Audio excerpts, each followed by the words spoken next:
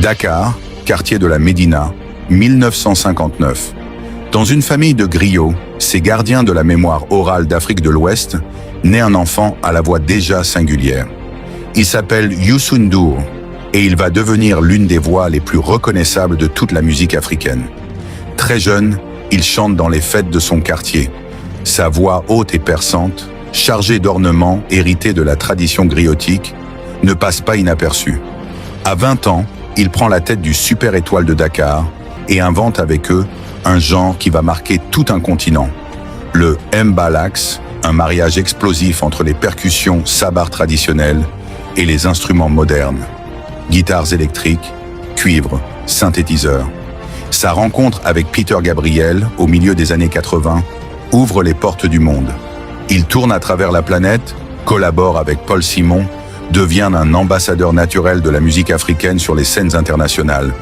Puis en 1994, aux côtés de la chanteuse Néné Chéri, il sort 7 secondes.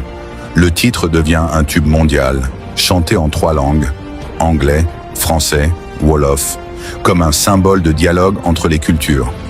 Mais Youssou N'Dour ne s'arrête jamais à la musique populaire.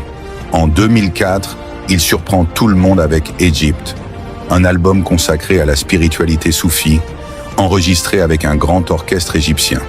Le disque lui vaut un Grammy Award, une prise de risque artistique totale, récompensée. Son influence dépasse largement la scène. Il devient propriétaire de médias au Sénégal, radio, télévision, journal, et construit un véritable empire culturel. En 2012, il est nommé ministre du Tourisme et de la Culture. Avant cela, il avait même tenté de se présenter à l'élection présidentielle du pays, avant que sa candidature ne soit rejetée pour des raisons de procédure.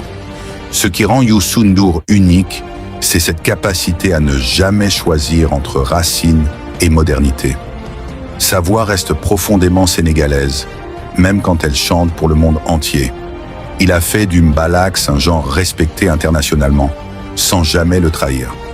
Aujourd'hui encore, il incarne la fierté d'une nation et d'un continent. La preuve qu'on peut partir d'un quartier populaire de Dakar et devenir une voix que la planète entière reconnaît, sans jamais renier d'où l'on vient.